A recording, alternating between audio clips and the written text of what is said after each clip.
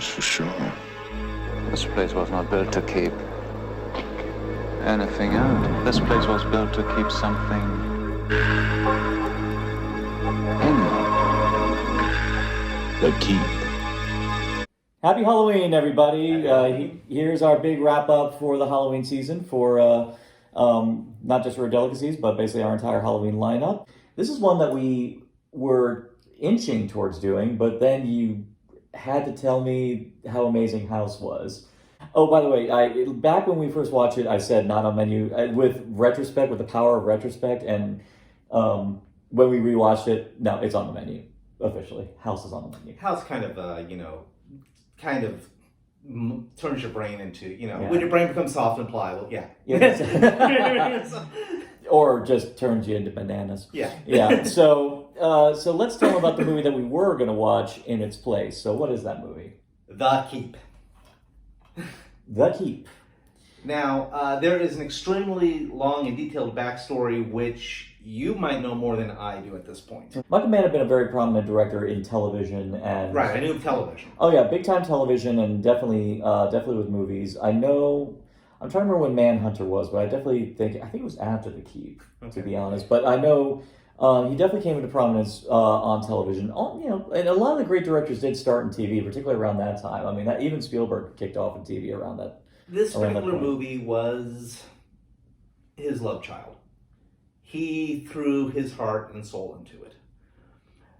The movie, I believe, was plagued by with a tremendous amount of problems. The point is, he made a 3.5-hour-long movie. That was way over budget. The studios took one look at it and said, and cut out about 2 hours and 15 minutes out of it. Oh. Yeah. Well, the movie is... the movie's 96 minutes long, and the movie was originally supposed to be 3.5 hours. Jesus. Yeah. Yeah, okay. So, anyway, it's kind of a mess as a result. I say two things about this movie. One, you can see there's a great movie in there, but there's too many things kind of missing. A little bit like Metropolis. A little bit like Metropolis before they found the third or fourth reel. And the major thing I discovered, and I felt that we needed to do it this year, I wanted to make it our mission to extend awareness about this film because, as we've said, Michael Mann got royally dicked by the studios. Basically, he went through the same thing Terry Gilliam went through on Brazil. Only difference is, Terry Gilliam is such a wonderful troll, he was able to beat the studios. Michael Mann obviously probably didn't want to take the risks that Terry Gilliam took, so... And he hates this movie. Yeah. He wants nothing to do with this movie. He does not want this movie ever to be shown again. Mm-hmm. Until very recently, the only way to legally get it was either a videotape or a Laserdisc. I would have shown it on a Laserdisc, but unfortunately, they're going for $100 a pop. And my Laserdisc players are on its last legs. This is a bootleg.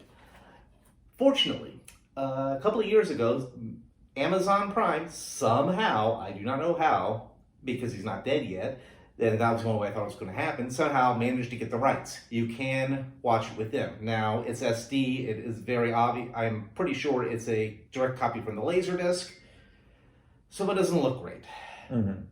But it's the best we're going to get until we had this conversation earlier. He said until he dies, and then they'll come out with the special edition that he originally wanted. I say I'm willing to bet money that there's a stipulation in his will saying you will not touch this movie. Part of our mission here with this particular episode is to prove to him that we actually now give a shit, and we actually really do want to see his original vision.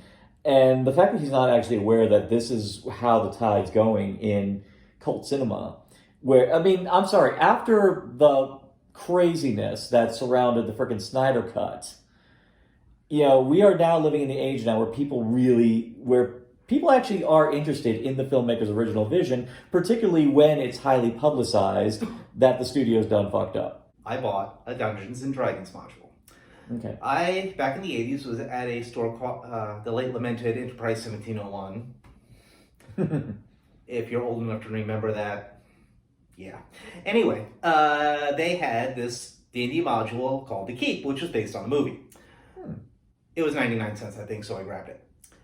I read it, found out it was based on the movie, went, okay, I kind of want to see the movie now. I watched the movie, didn't make heads or tails of it. I remembered I really enjoyed the soundtrack. The other thing about this film... Done by Tangerine Dream, by the way.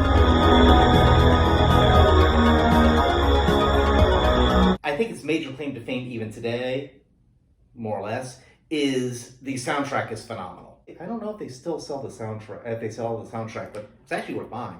A coworker of mine a couple of years ago begged me to get him a copy, so I searched on Amazon, found this, bought it for him, gave it to him. 2 days later, he gave it back to me, and he said, "I don't want it anymore." That's not going to fare well. To clarify, I have actually not watched the film yet. I've only seen clips of it. Only knows that it does have a lot of actors we now know and love today in their early prime. Oh, yeah. Oh, I forgot to mention, the trailers are interesting in that the trailers have several scenes that are not in the actual movie. Which unfortunately has become a regular thing in movies nowadays, where they include deleted footage. And it's like, true. Horror fans, how can you not forget in the Freddy vs. Jason trailer when the knockoff Brittany Murphy says, "Place your bets"? I think that if somehow we manage to see the whole thing, it'll make a lot more sense to me, a lot better. Mm-hmm. As it is, this is what we've got. Yeah. So I suppose in this particular viewing, I'm not going to watch it with the expectation to love what I see presently. I'm going to probably watch this just more thinking about what it could be, and how passionately in the aftermath I'm going to say we need to really see this movie. And I do want to make one thing clear. Yes, I do have this as a bootleg.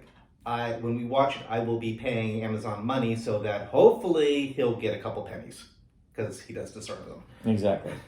Yeah. I mean, I'd rather him get money for this, than Manhunter. I like Manhunter, but it's not my favorite. What about Miami Vice? He's got plenty of money for Miami Vice. Like you said, you can find it on Amazon Prime or through other illicit means. This is The Keep. My people are murdered. Yes, another small warrior. Who does this? The leader in Berlin. And the soldiers in black. I will destroy them! Yeah, 100% you were right. I could immediately pinpoint where there's so much that's missing that I feel really would have enriched this. Now, do I think a 3.5 hour cut is necessary? Probably not. I'm pretty sure even Michael Mann himself probably admits that there's some fat that could have been trimmed. But to say that this 94-minute cut was the ideal way to go, yeah, screw you, studios. Just screw you, to be honest, because my God, the amount of work and very clear passion Michael Mann had for this movie is just to see it get completely dashed as such is just heartbreaking. It doesn't happen only recently we had the movie Overlord that came out, that we have any sort of horror movies that are actually set in anything resembling World War II, at least nothing that's like an exploitation film involving werewolf women of the SS or akin to that. But the fact that this one was one that was obviously very meant to be a very dramatic, very potent story. From what I can see, it was attempting to be a meditation on the essence of human nature and the thing that kind of the true things that motivate us and that push us. Because every single character, as I can see, are very clearly, have a drive and an intention or a motivation or something that, is in wanting them to assist them in either surviving or prevailing.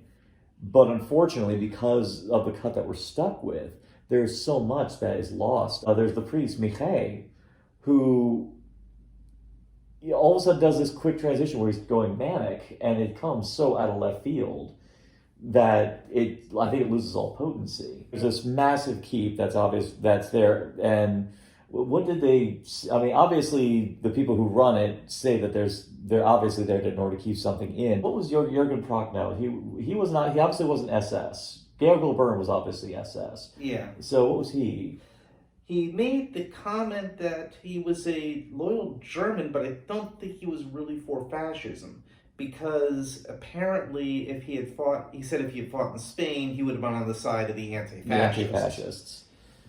So I guess he's loyal in the sense that he's a soldier. And he's German. Yeah, so he's going to do whatever his officers tell him to do, but that doesn't mean he's got to like everything. He is written to be a character that obviously does not like the orders that he's forced to be given, because of course, you know how they always say, like, oh, we were just following orders. Yeah, that doesn't make it better. And he's one of those people who is fully aware that you're following orders and it doesn't make it better. And as what we can see, it's tearing away his soul. He hates what he's forced to serve. And then when Comfort, I think his name, Gabriel Byrne's character, comes in, pretty much full-blown representing the essence of everything that unfortunately he's following because he has to, right, or he feels compelled to. You see him just very gradually just kind of just saying screw it, and then ultimately at the end just starts despairing. And I feel like all of that would have been so much clearer, because what happens is Werner's men, Jürgen Prochnow characters, they end up unleashing something that's hidden inside the keep, some kind of malevolent force, which is, as it spreads, is making people kind of, I wouldn't say warping them, just more stripping them down to their essence, basically. Yeah, I think he's draining away their souls. Yeah, gradually stripping them away until all that's left is pretty much their essence. I want to go back to his character for a second, because I think what they were trying to do is they were trying to show that he was noble and not noble per se, but a fair man. For example, when he caught one of his men trying to pry open the crosses, he said, "No, they're made out of net." You've heard it from the guy who runs this place. The crosses are made of nickel. Right. And he's willing to respect their traditions. Yeah, and the other one didn't care less. Yeah, I mean, if they did, then it would have just been a simple case of, just a restless night in a haunted keep. I wouldn't be surprised if in the extended cut there might be like a little something that there might have been something egging on those. Well, actually, there is in a very visually stunning sequence when one of the crosses on the wall lights up, and it entices the greedy nature. It ends up becoming alluring to the greedy nature of that one soldier to open it up. It's kind of hard to talk about this one, principally because it feels like an incomplete painting. And the thing, and actually prior to us watching it, I actually looked it up on Rotten Tomatoes. I looked up some of the reviews, and most of them are extremely unfair. And you can tell some of these reviews are probably written without any kind of knowledge about what happened during the production of this. And a lot of them are levying the blame on Michael Mann. And I'm like, no, this is... How many of these reviews were from 1983? I didn't get a chance to look. Okay. I didn't have time to look at the specifics of stuff. Because I can imagine watching this in 1983, what the hell is this? The author of the original book... F. Paul Wilson. Yeah, F. Paul Wilson saw the film, and he was so mad at Michael Mann was he at the film. He later on would write a short story about a writer who puts a voodoo curse on a filmmaker who's making a movie based on one of his short stories. And I'm like, dude, dick move. I'm sorry. That's just, sometimes it's out of their hands, out of Michael Mann's hands, because I feel like if he had gotten a chance to tell the story as we would have gotten so much more, especially with Scott Glenn and his character. Yeah, he's very obviously the linchpin that's going to save us all, and unfortunately, he's the character who's top billed in the cast in the opening credits, and there's barely any screen time for us to even get an inkling of what the hell he's about. And I think at one point he has a second facial expression.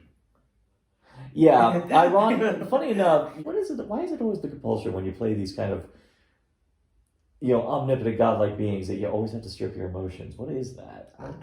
I never get that. This guy showed up like 5,000-6,000 years ago, and he put him in the keep then, and he's been basically wandering around the world for 5,000 years. Yeah. He's bored. I suppose that's a good enough justification for him not to be, at his post guarding to keep the thing in that he's supposed to be. Well, he couldn't. Yeah, because 5,000 years of anything, you're going to get bored. Well, if you're living in a small village for 100 years, and Grandpappy knew him when he was a young man, and he looked just the same. There's going to be a problem. Okay, we're talking full blown Man from Earth level. Right. Yeah. Okay. Fair enough. I mean, and he had to keep moving. And obviously, with some of the religious folk in there, that would end up giving some pretty wicked implications as far as his true nature, and in turn, the true nature of God as a whole, and that would probably like blow some lids. And unfortunately, when Nazis come in, that'll become a volatile situation. I mean, the production design is freaking on point. The cinematography is through the freaking roof. The special effects are for 1983. Jaw-dropping. Now, and then you even look at Molasar, the golem that ends up getting unleashed. There's an early time where you see him where he's basically just like bare muscle, skeleton, and sinew, and that looks really cool. I'm really glad later on when he is in his final form, they light him in such a way that it doesn't obviously show that. I'm pretty sure in standard lighting, like what we got now, he'd look like a Power Rangers villain. I think it was only. His costume was only partly completed when he died. And... Oh, yeah. Well, no. I'm sure. Well, that had a lot to do with it too. Well, yeah, that was the other thing. What was it? Yeah, Wally Weaver, who up to that point had worked on a lot of really major projects. I know him and love as the designer for Rocky Horror Picture Show. You actually pointed out that he worked at Lawrence of Arabia. You said, yeah, and Dr. Strangelove. Yeah, so the guy has a lot of major creds under his belt. Yeah, apparently he died during production, so he never got a chance to really kind of finish the look. But Michael Mann still compensated for it by lighting and even putting some post-production effects, which really did emphasize. Actually, I loved how he glowed out of his eyes and his mouth. I thought that was a really cool effect. Yeah. That really boosted the menace of him and had a great voice. I am from you.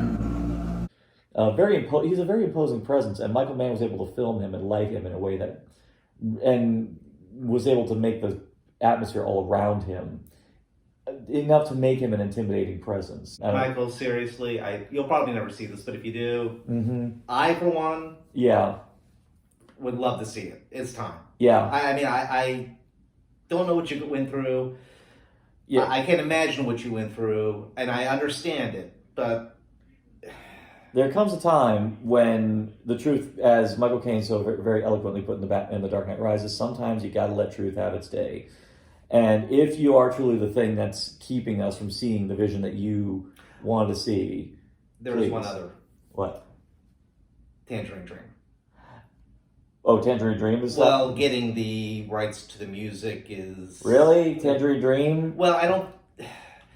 Music rights are really weird. I don't think it's necessarily Tangerine Dream's fault. Oh, I think it's just the record label. Yeah, it's you heard about the mess with WKRP in Cincinnati because that was the '80s. There was a whole wave of '80s bands doing music for movies. I mean, Tangerine Dream. I don't know if it was around the same time. They'd worked with Michael Mann before on Thief. Right. Thief was his first big debut, and then later on they would actually fill in. For the music for Legend, they took over because I guess they didn't like the score that the composer had originally done beforehand. So, but then meanwhile, you got friggin' David Lynch having Toto doing the music for Dune. That just seemed to be that whole wave of having all these, and of course Queen doing Flash Gordon and all that stuff. But that turned out okay. But there seemed to be just this trend where they decided let's just have the bands do all the music for our movies and. I obviously now this is the instance why it kind of blew up in her face. So there's very clearly like a whole web of red tape that needs to be cut through in order to get this to happen. But frankly, I think the effort right now, and I'm pretty sure a lot of it, Michael Mann feels that the effort probably isn't worth it given the unfortunate reception that this got initially. I'm hoping that there will be some kind of interest generated that people will assist because a lot of times that's how it happens. Where they'll actually like have fan-run campaigns or something like that to help put the money forward to assist in legal fees and any sort of legal anything in order to get things out. Because that's the thing that usually keeps a lot of these movies from ever getting a special edition treatment is a lot of the legal troubles they have to get through in order to do it. So I would definitely love to see it. In our lifetimes, probably not, but one can dream. This was, I think, direct from the master or something because it was far clearer. Yeah. Far clearer. Easier to understand. Again, had the subtitles, thank God. I understood it a lot better this time. I was able to see it a lot clearer this time. I remember the last 20 minutes the first 2 times I saw it was a complete mess. It kind of still is. I will say, that was the other thing I noticed about this cut was that in the final climax, you could hear the audio cuts. Like they made no effort to properly mix the audio between cuts, where you could hear just this very jarring shift in the audio. And it was noticeable. And I'm going to tell you now, I'm not the best editor. I'm a novice editor. If I can pinpoint that shit, then someone done bad. I will say there was one con of seeing it in such beautiful, crisp picture. Ian McKellen early in the film. So poor Ian McKellen really could never just be young in anything, like, ever. This was actually his big American film debut. His and Jürgen Prochnow. Who horror fans will happily remember as Sutter Kane in The Mouth of Madness. I suppose we can just keep going around preaching the word, but the whole intention of this video specifically was to extend awareness of this movie in the hopes that there will be enough public interest to tell the people behind the film and even the studios that, no, we actually do want to see the real vision that was intended of this. Because very clearly, Michael Mann had an ambition with this film that, honestly, even in a lot of his other films, I don't think he's ever matched as far as the scale and as far as the visual concept, and even, let's face it, the originality of the story in general. Apparently, he just got so disenchanted from how poorly it was received that he just went back to his comfort zone and just focused entirely on crime dramas. And to be honest, as it appears, the only time he ever really seemed to want to get back out of that comfort zone was when he did Last of the Mohicans, but then apart from that, he just stuck entirely to very grounded, in thrillers, which he's great at. But it saddens me that when someone wants to get out of their comfort zone and try something different, drastically different, like this movie was, and gets beaten down, they become so disenchanted that they don't want to ever try to revisit that. Yeah. It was a shame, yeah. Yeah, it's a damn shame, because even then, we were still looking at this movie just going, there was just some scenes that are going to stay in my brain. Just beautiful shot of Ian McKellen with the talisman walking down the corridors, and all the nickel crosses just start lighting up. The sequence was just so gorgeously done that I just was, just staggered, because you think about how long it takes to set up shots like that. And not only that, how to properly light mammoth sets of that scale. And that was the time when huge ass sets like that were practical. You couldn't just have maybe just a door frame and then just a whole crap ton of green screen like we do nowadays. This time, no, they built that shit. And they had to light it, and that took a lot of work. And you could see it. And the fact that it kind of went to waste is just tragic. So if there's anything we're going to end this Halloween Rare Delicacies and our entire Halloween lineup, to go, guys, there's so much hidden deep in the underbelly that we cannot let die or let just fester away. And as we've preached in a lot of our prior episodes, it takes a lot of work to make these. This one, a lot of work.